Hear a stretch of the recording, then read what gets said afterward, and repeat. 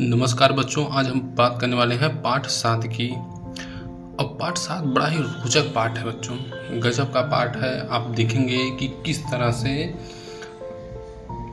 जिस समय ब्रिटिश सत्ता भारत में शासन कर रही थी, उस समय कैसे कुछ बुद्धिजीवी मतलब पढ़े लिखे लोग किस तरह से जो है भारतीयों में शिक्षा का प्रसार कर रहे थे, किस तरह से सामाजिक सुधार का आंदोलन कर रहे थे, किस तरह से धर्म सुधार के बारे में लोगों को समझा रहे थे और किस तरह से राष्ट्रवाद की राष्ट्र के प्रति प्रेम और ब्रिटिश को ये बताने की कोशिश कर रहे थे कि ब्रिटिश क्या है, विरोधी हैं हमारे, ये हमारे शत्रु हैं, ये हमें पढ़ाने लिखाने नहीं आए हैं, ये हमको शासन संचालित करने की सिखाने के लिए नहीं आए हैं, ये हमारे लिए क्या है, एक रोग की तरह है और ये रोग अब हमारे पीछे पड़ गया है। अब इस रोग की एक ही इलाज है कि वो हमारे क्या है, एक अंग में फैल चुका है। अब उस अंग को काट देना ही हमारे लिए क्या है, जरूरी है, वरना ये हमारे पूरे शरीर में अगर फैल गए तो हम सदा सदा के लिए क्या हो जाएंगे, गुलाम हो जाएंगे। तो ऐसे ही जो है कि कुछ बुद्धिजीवियों के ने जो है कि यह विचार फैलाने का प्रयास किया। अब इस पाठ का नाम है भारत में नव जागरण। नव मतलब क्या होता है, नया। जागरण मतलब होता है जागना। आप देखे होंगे बच्चों, बहुत सुने होंगे कि गांव में जागरण हो रहा है। जागरण होने का मूल उद्देश्य बच्चों यही होता है कि लोग जो सो रहे हैं, जो सुसुप्ता अवस्था में है, जो पाप किए जा रहे हैं, जो झूठ बोले जा रहे हैं, जो असत्य के राह पर चले जा रहे हैं, जो हिंसा करते जा रहे हैं, उनको जागरण के माध्यम से क्या है, प्रेरित करना कि ताकि वो सत्य बोलें, वो हिंसा ना करें, वो अच्छे राह पर चलें, वो लोगों का कल्याण करें। इसी को हम इसीलिए देखते हैं कि समय समय पर जागरण होता रहता है। जागरण का उद्देश्य ये नहीं है कि नाच गाना हो रहा है ढिंचिक ढिंचिक और आप नाच गा के चले आए बस जागरण हो गया। जागरण का उद्देश्य वो कुछ नहीं होता है। जागरण का मूल उद्देश्य ये होता है कि लोगों को जगाना, लोगों के जो नींद में सो रहे हैं, जो अभी तंद्र निद्रा में है कि हम पाप किए जा रहे हैं, हमारा तो कुछ होने वाला नहीं है। लेकिन बच्चों क्या है, जब तक जवानी के दिन है तभी तक, जिस दिन बुढ़ापा आ जाएगा एक एक पाई का हिसाब यहीं पर तुम्हें धरती पर दे के जाना होगा। क्योंकि वहाँ कहते हैं ना कि जो पाप किया होता है उसे जो है कि जब आप मर जाते हैं तो मृत्यु लोक में जो है आपके साथ गिरासे से काटा जाता है, कड़ाही में तला जाता है। ये सब कुछ नहीं होता, इसी जन्म में इसी समय आप जो है सब कुछ भोग विलास के जाते हैं, सब कुछ यहीं होके जाता है बच्चों। तो हम आज बच्चों यही पढ़ेंगे कि ब्रिटिश ने भारत को गुलाम बनाया, बौद्धिक रूप से गुलाम बनाया और जो है शारीरिक शोषण किया, मानसिक शोषण किया, उससे किस तरह से भारतीय जो है अब बाहर निकलते हैं। अब देखते हैं बच्चों, धार्मिक एवं सामाजिक सुधार। धार्मिक मतलब बच्चों धर्म में कुछ कुरीतियाँ रही होंगी, कुछ समस्याएं रही होंगी, समाज में कुछ समस्याएं रही होंगी, कुछ जो है कि गलतियाँ रही होंगी या कुछ खराबियाँ रही होंगी, उनको जो सुधारने का प्रयास किया गया उसी को बोला गया धार्मिक एवं सामाजिक सुधार आंदोलन। अंग्रेजी राज का जो प्रभाव भारतीय समाज पर हुआ वह पूर्व के सभी विदेशी आक्रमणों के प्रभावों से भिन्न था। जो भारत में अंग्रेजों ने शासन किया और शासन के द्वारा जो भारतीय समाज को उन्होंने प्रभावित करना शुरू किया, जो उन्होंने उस पर जो है कि उन पर परिवर्तन करना शुरू किया, वह परिवर्तन जो पहले के विदेशी आक्रमण, चाहे जैसे मुस्लिम आक्रमण हुआ था, उससे पहले कई और आक्रमण हुआ था, जैसे कुषाण आए थे, जैसे जो है हुन आए थे, इन सब ने आक्रमण किया था, वो सब भी परिवर्तन किए थे। लेकिन जो परिवर्तन अंग्रेज कर रहे थे वो परिवर्तन बहुत नया किस्म का था, बहुत अलग किस्म का था। इस समय भारत का एक ऐसे आक्रमणकारी से सामना हुआ जो न केवल रंग में श्वेत था अपितु जो अपने आप को सामाजिक तथा सांस्कृतिक रूप से अधिक उत्तम समझता था। बच्चों, भारत में ऐसे आक्रमणकारी अंग्रेज ऐसे लोग आए हुए थे जो अपने आप को क्या कहते थे, गोरा कहते थे कि हम गोरे लोग हैं। वो गोरा लोग ही नहीं मानते थे, वो मानते थे कि हम जो सांवले लोग हैं या काले लोग हैं उनसे क्या है, श्रेष्ठ हैं, बौद्धिक रूप से भी श्रेष्ठ हैं, सामाजिक रूप से भी प्रगतिशील है और सांस्कृतिक रूप से भी प्रगतिशील हैं। वो उनका ये बच्चों एक तर्क होता है, एक जो प्रभावशाली व्यक्ति होता है वो छोटे आदमियों को हमेशा इसी तरह से गिराता है कि तुम्हारी सामाजिक परवरिश तुम्हारी ठीक नहीं है, तुम्हारा पास धन नहीं है, तुम्हारे पास गरीबियत है, तुम्हारा ये है वो है। मतलब वो हमेशा आप देखेंगे कि एक व्यक्ति को हमेशा क्या करते हैं, इतना ह्यूमिलिएट करेगा कि उसे लगेगा वास्तव में हमारा जन्म केवल ऐसे गुलामों की तरह जीने के लिए ही हुआ है, हमारा जन्म इन्हीं जो है कि स्थितियों में जीने के लिए हुआ है। हम कभी आगे आकर उस जो व्यक्ति बोल रहा है, जो उस पर शासन कर रहा है, उससे विरोध कर ही नहीं पाएंगे या उससे लड़ ही नहीं पाएंगे। लेकिन जब आप मानसिक रूप से किसी को शोषण करेंगे, जब शारीरिक रूप से, जैसे आपको कोई व्यक्ति बच्चों कह दे कि तुम गरीब हो, तुम इसी स्थिति में रहोगे, तुम नाली कीड़ों की तरह ऐसे ही ज़िंदगी जियोगे, तो तुम्हें भी लगेगा कि यार हमारी स्थिति गरीब ही है, हम गरीब ही जिएंगे, हमारा ऐसे ही जीवन यापन चल जाए। तो उससे क्या होता है कि आपकी सोचने की क्षमता कम हो जाती है, आप जो सोचेंगे वो छोटा सोचेंगे। ये क्या है, आपको ह्यूमिलिएट करने के लिए, आपको परेशान करने के लिए, ताकि आप कुछ बड़ा ना कर सके। जब आप बड़ा कर जाएंगे तो क्या होगा कि दूसरा जो व्यक्ति कह रहा था उसके मुंह पे तमाचा पड़ जाएगा, तो वो आपको मुंह दिखाने लायक रहेगा नहीं।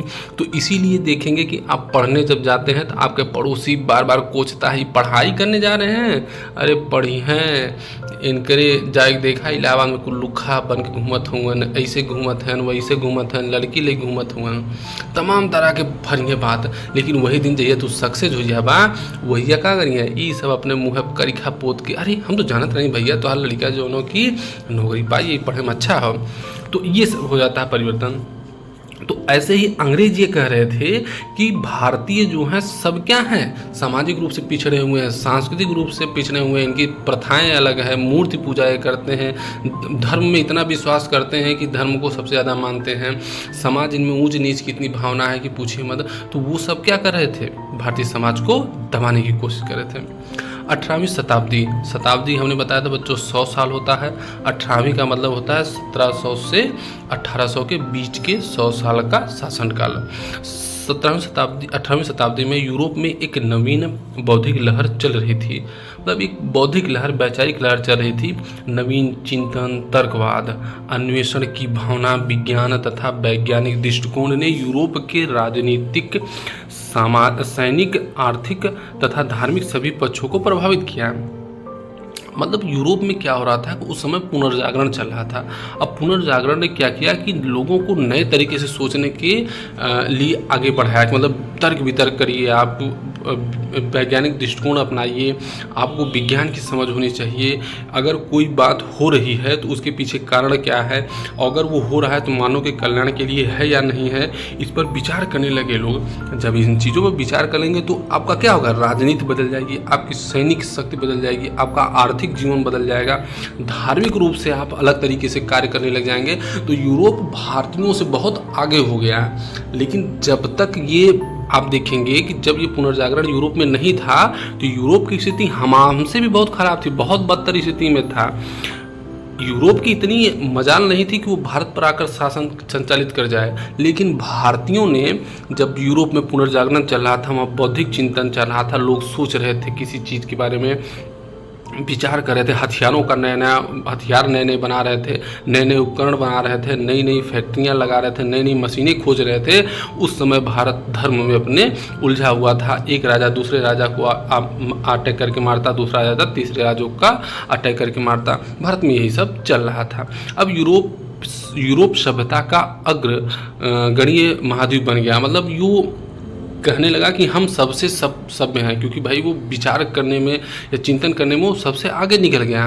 जबकि बहुत सारी चीज़ें वो कहाँ से, हमारे ही यहाँ से लेके गए थे। इसके विपरीत भारत को एक गतिहीन, निष्प्राण, गरीब तथा गिरते हुए समाज के रूप में प्रस्तुत किया जा रहा था। वो कहते थे कि भारत जो है क्या है, गतिहीन है, ये तो अध्यात्म में ही डूबे रहते हैं, ये भोले की पूजा करते हैं, दुर्गा की पूजा करते हैं, ये विष्णु की पूजा करते हैं, उसी में अपना मस्त रहते हैं, इनसे कोई विज्ञान की बात मत कीजिए, तर्क की बात कीजिए। आप धर्म की बात कीजिए तो आपको बड़ा लंबा लंबा लेक्चर देंगे। सब निस्वार्थ गरीब हैं, गिरे हुए लोग हैं, कच्छा बनियान पहन के अपना जीवन यापन कर रहे हैं, न इनके पास सूट है, न जूता है, न मोजा है, कुछ नहीं है, तो वो भारतीय समाज को बहुत गिरा हुआ मानते थे। कुछ अधिक परिपक्व व्यक्ति, जिनमें राजा राम मोहन राय एवं सर सैयद अहमद खां प्रमुख थे, वे पश्चिमी शिक्षा एवं विचारों से प्रभावित हुए। कि कुछ भारतीय भी थे, तो उनको भी ये लगने लगा कि यार अंग्रेज ऐसा क्या हो रहा है कि जो वो विचार कर रहे हैं वो हमारे समाज से बहुत आगे हैं, हमारे तकनीक से बहुत आगे हैं, वो हमारी शिक्षा व्यवस्था में बहुत आगे हैं। तो ऐसा क्या हो रहा है यूरोप में, इसको जाना जाए, समझा जाए। तो इन सब ने जब यूरोपीय पुस्तकों को पढ़ना शुरू किया, उनके चिंतकों को पढ़ना शुरू किया, उनके ज्ञान को समझना शुरू किया, तब इन्होंने कहा अरे ये तो भाई ये तो नया नया चीज़ है, अगर ये भारतीय पढ़ लेंगे तो ये तो अंग्रेज़ों को फोड़ डालेंगे, ये कभी ज़िंदगी में ये जो है कि अंग्रेज़ों को स्वीकार नहीं करेंगे। तब इन्होंने क्या किया कि उनके विचारों को प्रसारित करना शुरू किया, उनको फैलाना शुरू किया। उन्होंने स्वतंत्रता के बारे में बताया कि स्वतंत्रता मतलब होता है कि व्यक्ति स्वतंत्र रूप से विचार करे, जो चाहे बोल सके, जो चाहे खा सके, जहाँ चाहे रह सके, जहाँ चाहे घूम सके। तो ये स्वतंत्रता कहाँ है? हमारे यहाँ तो है ये नहीं। अंग्रेज़ जहाँ कहते हैं चलना है वहाँ जाना है, जहाँ नहीं कहते वहाँ नहीं जाना है, जो बोलना है वो कहते हैं कि इतना ही बोलना है। तो इस तरह से उन्होंने क्या किया कि नया विचार जो है लोगों के दिमाग में भरना शुरू किया। इनका विचार था कि धर्म व समाज में सुधार होना चाहिए। देखिए बच्चों, कहते हैं ना कि अगर कोई व्यक्ति जो है महान बनता है तो वो पारिवारिक रूप से या धर्म और समाज के रूप से महान बनता है। क्यों ऐसा मैं कह रहा हूँ? क्योंकि धर्म हमें बहुत कुछ सिखाता है, सत्य के राह पर जाना सिखाता है, तर्क वितर्क करना सिखाता है, वो हमें जो है सोचने समझने की शिक्षा देता है। समाज जो है देखेंगे, जैसे अगर कोई गरीब है, समाज अगर आपका अच्छा समाज है तो गरीब व्यक्ति को भी क्या है बहुत ऊंचाई तक स्थान मिल जाएगा। लेकिन अगर समाज आपका पिछड़ा हुआ है, जातिगत बंधन है, तो जो गरीब व्यक्ति है, जो बहुत योग्य है, बहुत अच्छा व्यक्ति है, जो बहुत जो है कुछ जानता है, लेकिन जातिवाद के कारण उसको दरकिनार कर दिया जाएगा। और ऐसा व्यक्ति जो भारत के विकास में योगदान दे सकता है वो क्या हो जाएगा? पीछे छूट जाएगा। तो आपका देश जो है क्या पीछे ही रह जाएगा। तो इस तरह से सामाजिक सुधार अगर होगा तो क्या होगा? लोग आएंगे जो योग्य होंगे, जिनमें चिंतन करने की क्षमता होगी, जिनमें समझने की क्षमता होगी। अम्बेडकर जी कैसे व्यक्ति थे? अम्बेडकर जी एक गरीब जो है कि हरिजन थे, लेकिन उन्होंने अपने शिक्षा के बल पर, अपने विवेक के बल पर उन्होंने वो स्थान मुकाम हासिल किया कि जब वो संविधान सभा में बैठे थे से उनसे ज़्यादा शिक्षित कोई व्यक्ति नहीं था। हमें पूर्व तथा पश्चिम के उत्तम विचारों को स्वीकार कर लेना चाहिए। इन सब चिंतकों ने बताया कि भैया ऐसा है, जो पश्चिम में विचार चल रहा है, स्वतंत्रता है, समानता है, बंधुत्व की बात है, राजनीति में जनता को वोट देने का अधिकार, ये सब हमें क्या है पश्चिम से लेके आना चाहिए। और पूर्व में जो हमारे जो विचार हैं, हमारे भी विचार बहुत गलत नहीं है, हमें भी अपने आप में सुधार करके हमारे भी विचारों को क्या करना चाहिए? जगह दी जानी चाहिए। तो इससे क्या होगा? समन्वय होगा और हमारा समाज फिर आगे बढ़ निकलेगा। तीसरा एक वर्ग और भी था जो पाश्चात्य संस्कृति की श्रेष्ठता को स्वीकार करने के पक्ष में नहीं था। तीसरा वर्ग था जो पाश्चात्य मतलब होता था कि जो पश्चिमी संस्कृति है या सभ्यता उसको स्वीकार नहीं करता था। वो कहता था कि यूरोप के लोग हैं, इनकी संस्कृति हम क्यों लें भैया। ये अगर जो है कि देखिए भारत में क्या था कि भारत तब तक इतना प्रगतिशील समाज नहीं था कि लोग जो है बहुत अच्छा सोच सके। जैसे सती प्रथा था तो कई लोगों ने जो है कि इसका विरोध किया कि सती प्रथा नहीं होनी चाहिए। जैसे राजा राम मोहन राय वगैरह ने विरोध किया कि महिलाओं के खिलाफ ये शोषण है। लेकिन कुछ लोग जो भारतीय रूढ़िवादी थे या जो भारतीय समाज को या धर्म को बहुत अच्छे तरीके से मानते थे या कट्टर थे, उन्होंने सती प्रथा का समर्थन किया। उन्होंने कहा कि भाई ये हमारे समाज की बात है, ये यूरोप में लागू नहीं हो सकता लेकिन भारतीय समाज में लागू हो सकता है। लेकिन आप आज के समय में अगर चिंतन करेंगे तो आपको लगेगा कि यूरोप में जो व्यवस्था अंग्रेजों ने सुधारी थी वो वास्तव में अच्छा सुधारा था, वरना हमारे यहाँ सती प्रथा में कितनी हजार औरतों को अपने जान की बलि देनी पड़ती।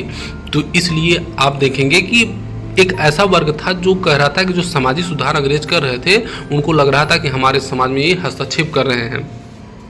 वह भारत की प्राचीन परंपरा से आधुनिक राष्ट्रवाद के संदर्भ में प्रेरणा लेना चाहता था। उसका ये मानना था कि जो प्राचीन धरोहर है, हमारे भी साम्राज्य हुए, अशोक जैसा साम्राज्य हुआ, हमारे यहाँ मौर्य जैसा साम्राज्य हुआ, हमारे यहाँ गुप्त जैसा साम्राज्य हुआ, हमारे यहाँ बड़ी स्त्रियों को शिक्षा दी जाती थी, हमारे यहाँ समाज में सामाजिक समानता भी थी। तो हमारा समाज पहले से ही संपन्न है। ये अंग्रेज हमको ठलुए क्या समझाएंगे, लेकिन उनको ये नहीं पता था, उनको ये नहीं समझ थी कि भारतीय प्राचीन जो समाज था वो अलग तरह का समाज था। जो आज का भारत, जो स्वतंत्रता आंदोलन के समय का भारत था, वो एक अलग तरीके का भारत था। इनकी मान्यता थी कि यूरोप को भारतीय अध्यात्मवाद से बहुत कुछ सीखना है। इनमें आर्य समाज, रामकृष्ण मिशन व देवबंद आंदोलन प्रमुख थे। आर्य समाजी कहते थे कि वेदों की ओर लौटो। वेदों में हमारे कहीं भी जातिवाद का उल्लेख नहीं है, कहीं भी स्त्रियों के शोषण की बात नहीं की गई है, कहीं भी हमारे यहाँ समाज में जो है विभाजन की बात नहीं है। तो आप उस प्राचीन से प्रेरणा लीजिए और हमें आधुनिक समाज का निर्माण कीजिए। अंग्रेज हमें ना सिखाए कि हमें क्या करना है, क्या नहीं करना है। इसी तरह से आप स्वामी विवेकानंद को देख लीजिए, परमहंस रामकृष्ण मिशन की स्थापना की थी। मुस्लिमों में भी यही था कि भाई हमारे जो प्राचीन ग्रंथ हैं या हमारे जो प्राचीन रीति रिवाज हैं उनसे आप सीखिए, हम पर क्यों थोप रहे हैं नई चीज़ें। लेकिन ये तब अगर उस समय आप सोचेंगे तब आपको लग रहा था कि नहीं, अंग्रेज हमारे समाज पर बुरा प्रभाव डाल रहे हैं या हमारे समाज में सुधार नहीं कर सकते हैं क्योंकि इनको हक नहीं है। लेकिन वास्तव में जब आज अगर आप निगाह उठा के देखेंगे तो आपको लगेगा कि अंग्रेज अगर समाजी सुधार नहीं किए होते तो कितने लोगों की ज़िंदगी खराब हो जाती या कितने लोगों को बलि का बकरा बना दिया जाता। फिर देखिए आगे, अंग्रेजी शिक्षा, पाश्चात्य विचार, तर्कवाद, विज्ञानवाद। अंग्रेजी शिक्षा ने लोगों को रूसो, कांट, मैकियावेली जैसे विचारकों को पढ़ने, जैसे गजब के विचारक थे, इन लोगों को पढ़ने का मौका मिला। लोग समानता को जाने, समानता क्या चीज़ है, लोगों स्वतंत्रता को जाने, स्वतंत्रता क्या चीज़ है। नहीं तो भारतीयों को तो पता ही नहीं था कि गुलामी में जीना है, गुलामी मरना है। उनको स्वतंत्रता मतलब पता ही नहीं था कि क्या है। पाश्चात्य विचार, जो विचार थे उनको जाना। तर्कवाद मतलब होता है जिसमें तर्क करने की क्षमता हो, वही तर्कवाद कहलाता है। उस सिद्धांत को तर्कवाद कहते हैं। विज्ञानवाद, वैज्ञानिक सोच हो। विज्ञान मतलब तर्क वितर्क करना कि ये प्रमाणित है तब जो है कि माना जाएगा, वरना नहीं माना जाएगा। मानववाद, मानवतावाद का मतलब ये था कि मानव की सेवा की जानी चाहिए। लोगों को ये नहीं कि भाई हम अमीर हो गए हैं तो दूसरा गरीब आदमी बना रहे, हम अमीर हो गए हैं तो हमारा ये कर्तव्य है कि दूसरों की सेवा करना, उसका कल्याण करना। से प्रभावित होकर भारतीयों ने अपने अपने धर्म को सुधारने का प्रयत्न किया। अब देखिए शुरू हो गई कि सुधारने का, ये सब राजा राम मोहन राय, सर सैयद अहमद खां, फिर इसके बाद दयानंद सरस्वती जैसे लोगों ने क्या किया, समाज में सुधार करने का या अपने प्रवचन के द्वारा, अपने वक्तव्यों के द्वारा, अपने कार्यों के द्वारा समाज में सुधार करने का प्रयास करना शुरू कर दिया। धर्म को तर्क से मापा जाने लगा और धर्म में जो विसंगतियाँ थी उन्हें छोड़ा जाने लगा। कि मतलब धर्म को तर्क से मापा जाने लगा। अगर कोई कह रहा है कि नहीं यज्ञ करके आप मोक्ष प्राप्त कर लेंगे, तो लोग कहते थे कि भैया मोक्ष होता क्या चीज़ है भाई, जीवन तो हम यहाँ जी रहे हैं, मरने के बाद पता नहीं क्या होगा हमारा। तो आप इस दुनिया में बताइए कि इस दुनिया में हम क्या करें कि अच्छा हमारा जीवन कट जाए, हमारे साथ अच्छा जीवन हो जाए। फिर धर्म में जो विसंगतियाँ थी, विसंगतियाँ मतलब कि पता लगा कि हमारे यहाँ विसंगतियाँ ये थी कि लोग मूर्ति ही पूजा करते जा रहे हैं, लोग जो है कि यज्ञ में लाखों करोड़ों रुपए अपना खपा रहे हैं, बलि दी जा रही है। इन सब का लोगों ने, समाज सुधारकों ने विरोध करना शुरू कर दिया कि ये सब गलत है, इन सबको छोड़ो। सामाजिक कुरीतियों के प्रति सामाजिक सोच में बदलाव आया। इससे क्या हुआ कि बदलाव आना शुरू हो गया, लोगों ने अलग तरीके से सोचना शुरू कर दिया कि भाई जब बदलाव आएगा, जब लोग पढ़े लिखे लोग आगे निकलेंगे, जब तो क्या होगा, वो 10 लोगों को प्रेरित करेंगे कि यार ये फलाना अच्छा जीवन जी रहा है, हमको भी ऐसा करना है ताकि अच्छा जीवन जी सके। तो लोगों ने क्या है आगे बढ़ना शुरू किया। अंधविश्वास, कर्मकांड आदि को तर्क के तराजू पर तोड़कर धर्म में सुधार किया गया। मतलब अब लोग तर्क करने लगे कि भैया जो आप भूत प्रेत की बात कर रहे हैं, जादू टोना की बात कर रहे हैं कि ये लीजिए फूंक के हम दे रहे हैं आपकी किडनी सही हो जाएगी, इससे तो किडनी नहीं सही होगी। किडनी तो सही होगी हमको दवा से या औषधि से ही सही होगी, तो आपको हम क्यों माने। तो लोगों ने फिर क्या हो गया, अंधविश्वास से अपना पल्ला झाड़ना शुरू कर दिया। उन्होंने कर्मकांड से अपने आप को दूरी बनाना शुरू कर दिया। और इस तरह से आप देखेंगे कि धर्म में सुधार करने के लिए लोग प्रेरित हुए। जब धर्म में आपका सुधार हो जाएगा तो आपका समाज धीरे धीरे सुधरने लग जाएगा। समाज सुधर गया तो आपका देश क्या हो जाएगा, आगे बढ़ जाएगा। नमस्कार बच्चों, आज इतना ही, कल पढ़ेंगे।